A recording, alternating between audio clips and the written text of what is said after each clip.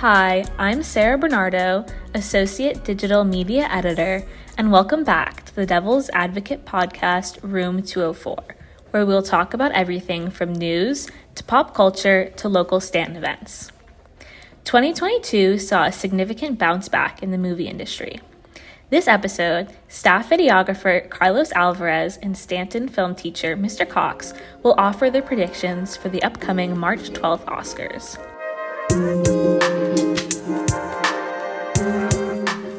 Hello, this is Carlos Alvarez, the staff videographer from the Devil's Advocate. I'm here today with Mr. Cox, the Stanton film teacher. Hello. And we're going to be talking about the Oscars and who we think is going to be taking home the award in each category. It's been a fairly boring Oscars race this year, honestly. A lot of expected outcomes seem to be inevitable at this point, which is, you know, you like a little bit of spice in the proceedings, but we'll live. Yeah. So we're going to start out by talking about Best Picture. And so I think we should just start off by saying who we both think are going to win Best Picture. So what do you think? If you'd asked me a week ago, I would have, with some degree of confidence, said that Everything Everywhere All at Once is going to take this home. I'm not so sure now. I think there is a scary potential, and I'm saying scary, I don't mean to editorialize. There's a potential that we're going to see an All Quiet on the Western Front upset at the very last minute. It fits some patterns that we've seen in recent Oscar races, with much more interesting down ballot results, for lack of a better term, more interesting awards in the technicals and in categories like Best Director, and then picture goes to a more mundane choice that is a more traditional Oscars type movie, and the war film getting it would be that exact pattern playing out again. This is mostly influenced by the fact that it won the BAFTA last weekend, coming out of nowhere. The fact that this got nominated at all was a bit of a surprise for a lot of people, and seeing it win the BAFTA has really pushed it into a place where I think we might see that play out.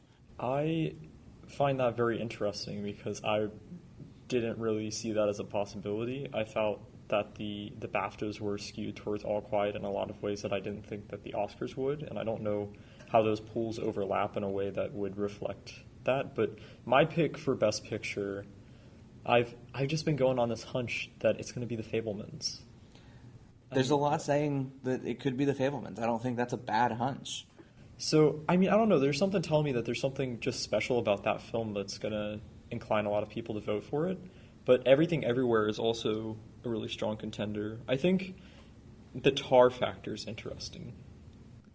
In that it is a non-factor? I mean, I don't know. I think it's won a lot of critics awards, and I know that doesn't influence a whole lot. But right.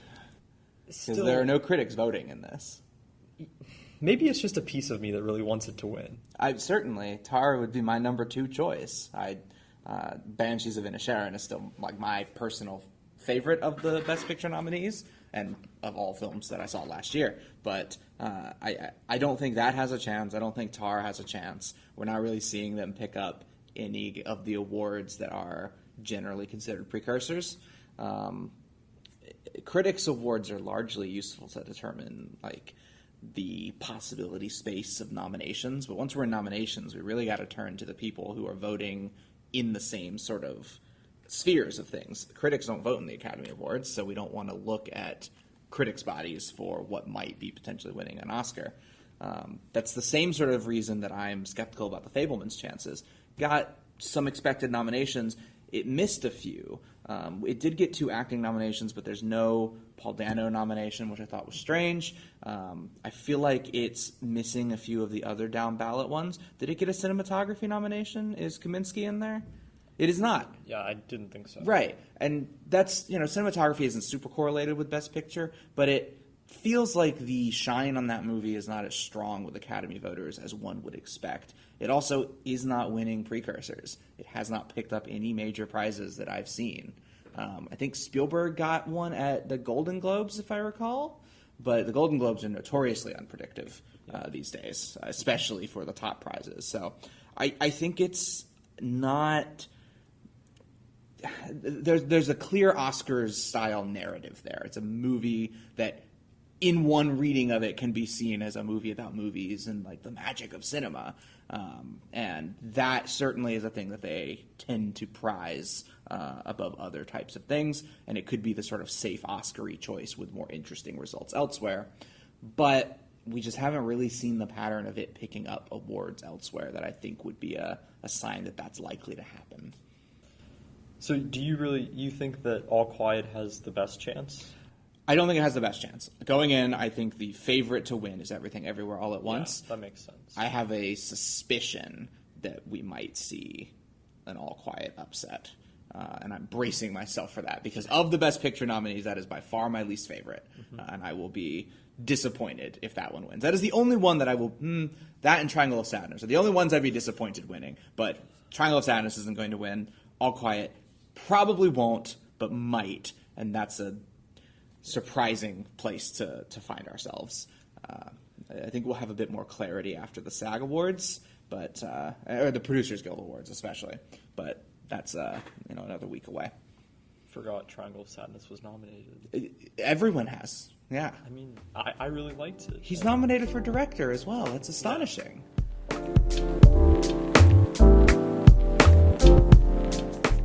So, for Best Actor, I think that this is Austin Butler's award to lose. And I know that might be surprising, but I cannot imagine him losing this award based on what we've been seeing.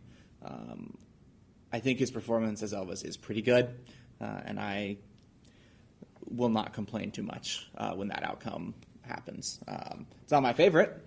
I think Colin Farrell's performance is one of the best performances of the year in all potential acting categories, but I think Butler has this one sewn up pretty handily, which is interesting because Brendan Fraser was favored for a long time. I think that he is an interesting factor in he has won some of the precursors. Yes, and I mean his comeback story is very interesting, both in terms of how the public has received it and how other actors and fellow members of the Academy have really received him. Mm-hmm. And so I think that is an interesting component. I think Butler, that his performance was kind of made to win this award. I mean, it's great. I don't know who I want to win personally. There's that little part of me that really wants to see Paul Mescal win, but it's never going to happen. Absolutely not. But could you imagine his big win is being nominated at all? I mean, yeah. There's certainly no way that he's going to be taking home that trophy. The thing that I think is keeping Brendan Fraser from being a heavier hitter in this category is probably that The Whale is more divisive than Elvis, at least with the Academy voters. I think that Elvis is critically middling at best, I'd say, yeah. But the Academy loves it. And I think that demographically, the makeup of the Academy, older, whiter men, were more into Elvis than a lot of younger moviegoers for a lot of reasons. I think part of that is just the subject matter. We certainly don't have the kind of attachment to Elvis that older moviegoers do. And Baz Luhrmann's whole shtick is a little, not played out, but certainly out of favor these days, I think. So the idea that I certainly have of Elvis as a kind of lesser film of last year, I think is not the Academy's impression. So I think that's helping it get that boost, and what is winning Austin Butler a lot of the precursors. But again, with all these performance categories, I feel like there's no need to belabor this point, but it is worth mentioning that the SAG Awards are still coming up, and that's the Screen Actors Guild Awards, and those are going to give a lot more clarity for this sort of thing. And even if someone else other than Butler takes it home, I still feel like he's going into Oscars night the favorite, even if only slightly. If he wins the SAG Award, he's got it. There's no way that he's not winning it at that point. It would be genuinely surprising.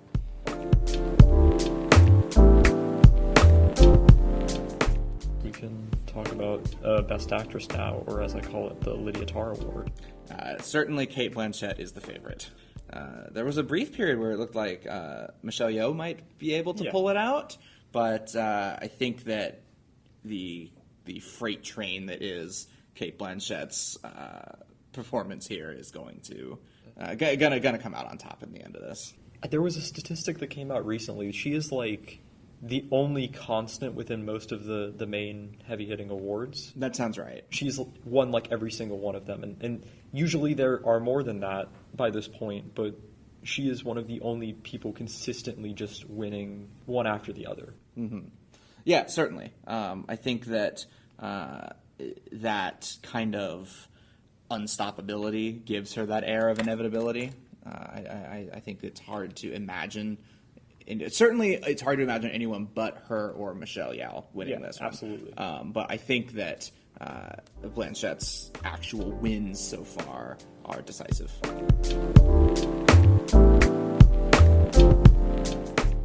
So I think we can move on to directing. I think we're going to have some extra time to maybe talk about one other category.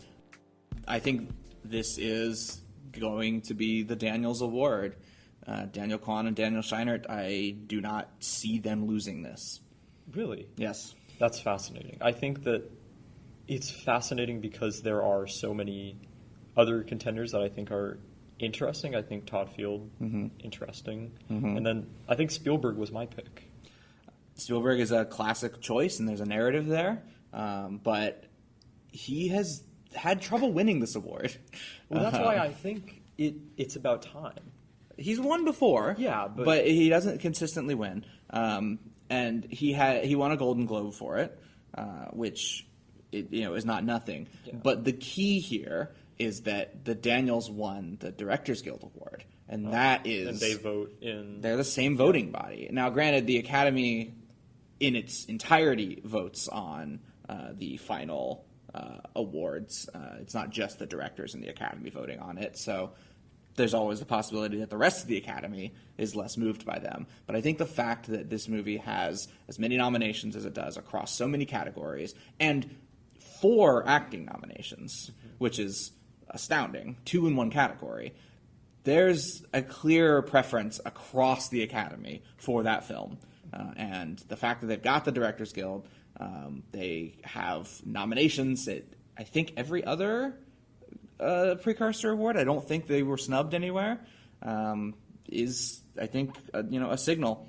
The only thing that would give me pause is if someone else won the BAFTA, and in fairness, someone else did. Edward Berger for All Quiet on the Western Front won that one. He is not nominated here, so that is not really a factor anymore. It just means that we lose a little bit of that predictive, that data point. We lose that, but I still think they are the overwhelming favorite.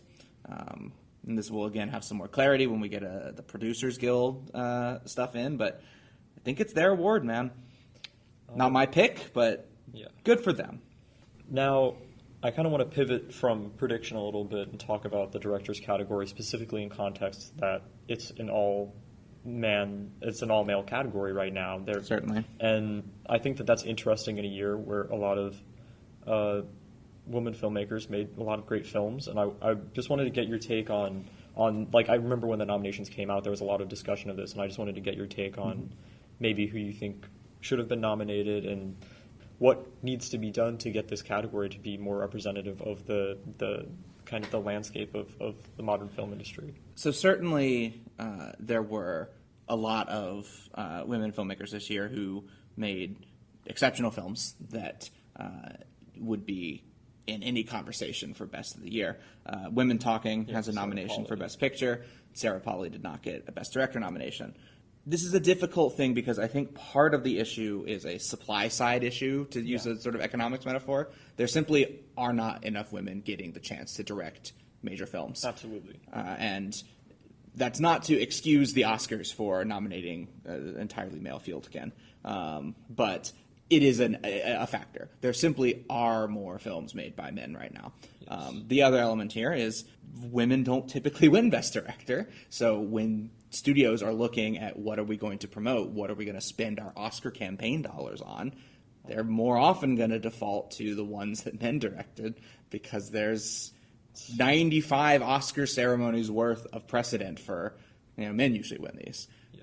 A woman has won twice out of those 95 ceremonies. So I think there's a reticence to spend money promoting a woman for this category. Now, just to discuss some that I think should have been up here, it is hard for me to conceive of directors this year that I really admired and not have Charlotte Wells. Charlotte Wells was my pick as well. Absolutely. Yeah. Her film After Sun is one of my favorites of the year, and it is a really smart and I think not quite innovative, but just unique approach to this film that is very exciting as a new director to be on the field. But I think that is why she is a first-time director here, and that is, as much as I think After Sun is a nice story for this award season, Paul Mescal's nomination is delightful.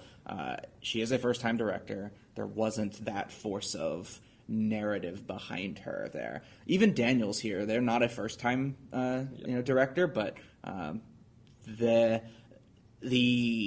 newness of them being on the field here is, I think, was a negative in their favor, or against their favor, of getting a nomination. They did because the movie had this huge sort of groundswell of support that's just you can't ignore it. After Sun didn't quite have that, and that's partly down to, I think, A24 didn't do the release super well, partly down to what kinds of movies are going to get that sort of groundswell, but there's a lot of institutional cruft that you have to really plow through to get that nomination, and a first-time director making a quiet, contemplative drama, you're not getting there. Wasn't going to do it. Yeah. Absolutely. She would be by far the woman director I think who deserved to be there the most, and unfortunately was not. But I do think that this is a broader issue that is not simply a case of there were so many women films, Oscars should have nominated some of them. There should have just been more women films. There should have been more films directed by women. That is the core truth of it. As much as the Oscars are horrible at this consistently, there are problems outside of them as well.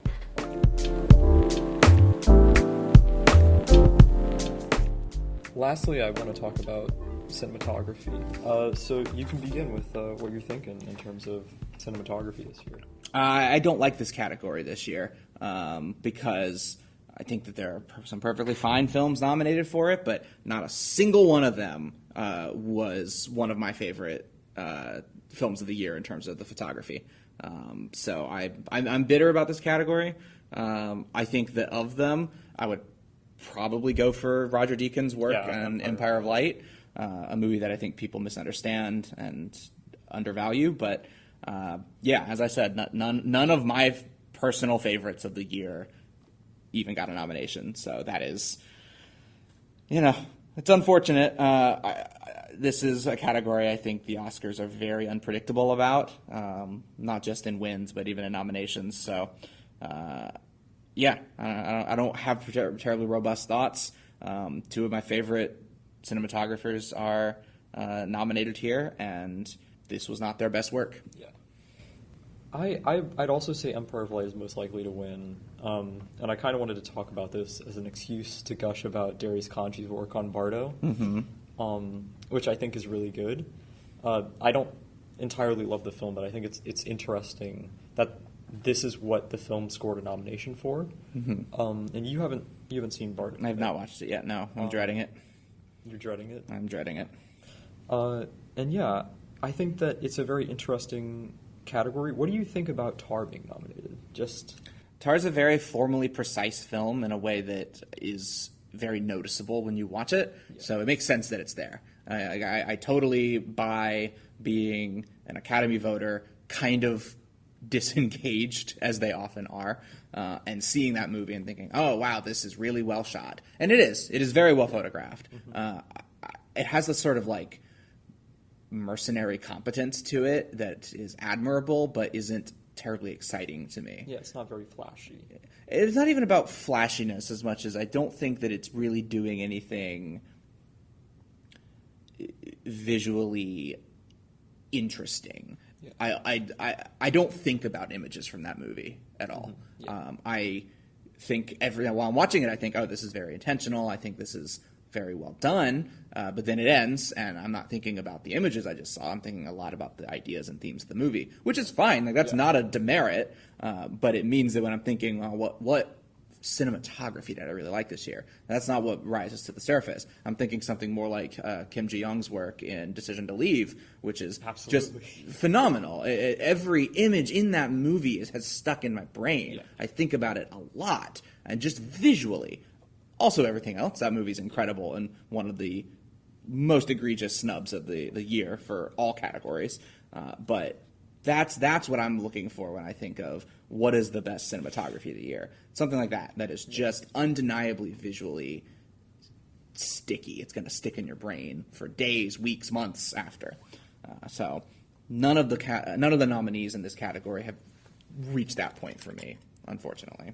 All right, so that's kind of a good transition point to the very last thing I want to talk about, which doesn't involve any of the specific categories. I just want to talk about snubs in general. Mm-hmm. Because I think every year there are snubs that are varying levels of egregious, mm-hmm. and I just wanted to discuss what you think is like the most prominent when the nominations came out.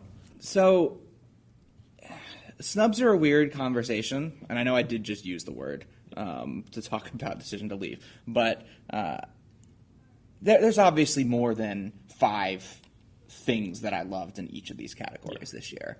That is not, something's not going to get nominated. And what we call a snub versus what is just like, oh, these other 5 things were nominated ahead of it. It's a difficult metric to use. So I really loved 3,000 Years of Longing, and that got nothing anywhere. And no one's calling that a snub. Yeah, because it wasn't expected. That's not the kind of film that gets nominated in these categories. Sure. It would be surprising if it had gotten nominations. Babylon largely shut out of things. It got a score nomination, I believe. Yes, it did. But heading into the award season was seen as a potential heavy hitter before anyone saw it, and it was revealed to be a very divisive movie. That's considered more of a snub. I don't think that's a snub because I think the critical reception spoke for itself. It was very mixed. So we're looking for this weird intersection of broadly well-received, expected nominations that didn't happen. Mm-hmm. And the only thing that I think really squares that circle for me is Jordan Peele's Nope, which was entirely shut out of awards, no nominations whatsoever. And that is egregious to me. Nope is one of the best films of the year. Jordan Peele is one of our most exciting directors. And we spoke about the director field being all male, with the exception of Daniel Kwan, who is half of one nomination. It is all white as well. Yes. And Jordan Peele is probably the most prominent black director working today. And he made what I would argue is perhaps his best film this year. And for him to be shut out is wild to me. And the movie itself as well. Acting nominations. Keke Palmer should have been up there. I think you could make a strong case for Daniel Kaluuya as well. That movie, again, formally precise. You could put it into a bevy of technical categories. Just expertly directed and really good performances. For it to be nowhere to be seen is a huge shame and easily my biggest disappointment about the ceremony this year. Yep. What about you? What's not here that you wanted to see? I mean, I wanted to see Decision to Leave here in multiple regards. I mean, cinematography. I mean, even directing. I think it's just it's a precise. I think Tar is precise. I think that Decision to Leave is precise and like somehow visually a bit more cunning. Mm-hmm. I think it's something. It's a bit tongue in cheek in that way. It's playful. It is. It's very playful in a way that I wish was kind of rewarded more this award season. Overall, I'm just trying to think of other films that I wish were up there. I mean, this is a stretch, and this was never going to happen. I want White Noise to get something, like some kind of nomination. It could be for writing, adapted screenplay. I mean, cinematography. I think the cinematography on that film is excellent. I mean, It's yeah. certainly Baumbach's best looking film.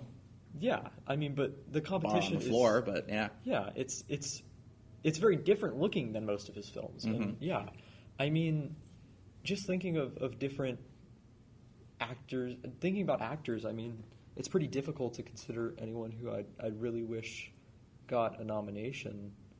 But I mean, mainly just like technically, I feel like so many films really captivated me in ways that weren't acknowledged by, even beyond the Academy Awards, just a lot of awards bodies. Oh, always. Yeah. Absolutely. After Yang got pretty much nothing all season, and that is my second favorite movie of the year. That distribution was... The distribution didn't go well. Absolutely. Yeah. I don't understand what the thinking there was, especially because this is a Colin Farrell year. He had 3 major roles, and all 3 of them are in my top 15 of the year. Incredible run for him. RRR, it got a song nomination. That's what I was missing in my head. Yes. Could have used more. If SS Rajamouli had gotten a Best Director nomination, I'd be like, yeah, correct. That makes sense. He belongs up there. He's on my list. It got a Best Picture nomination. I feel like Avatar, The Way of Water's awards performance has been a little muted. I guess people got burned after Avatar 2009's run was what it was, but that could have been more places for me. Yeah, I don't know. I think that on the whole, I'm pretty pleased with this year. There are just a few categories that I think are duds, and the lack of Nope anywhere is my big disappointment. So we've had worse Oscar years. Yeah, we have. There's no Green Book out here to just, I don't know, ruin everything. Ruin everything. Yeah. Right. That's really really the only way to phrase it, Yeah. unfortunately. There's no Coda, which I didn't dislike by any means, but just leaves me with really, that one? Okay. There's no Bohemian Rhapsody editing. Oh my gosh, yeah. There's nothing egregiously wrong that I can think of. Just, it's a middling year for the Academy in one of the best years for movies in recent memory, and I think that makes it feel a lot more dispiriting than it necessarily would. This lineup versus last year's Oscar lineup or 2018's, so much better, so much stronger. But yeah, it was such a good year, and there's a lot of stuff that I think just didn't get attention in this award cycle that really probably deserved some. But that's honestly a whole other podcast episode. That is. So thank you very much for being on the podcast. Of course, anytime. Tune into the Academy Awards March 12th on ABC.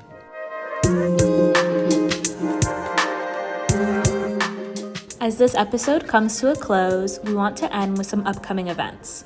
The Oscars will be March 12th at 8 p.m. Eastern Standard Time. School will be closed March 13th through the 20th for spring break.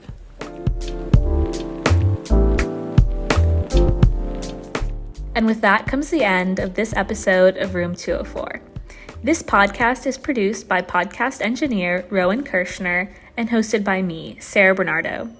Thank you for listening, and thanks to Carlos Alvarez and Mr. Cox for participating in this episode. The theme music for this episode was created by Isaiah Fluardi. Be sure to follow us on Twitter and Instagram at SCP Newspaper, and stay tuned for the next episode of Room 204.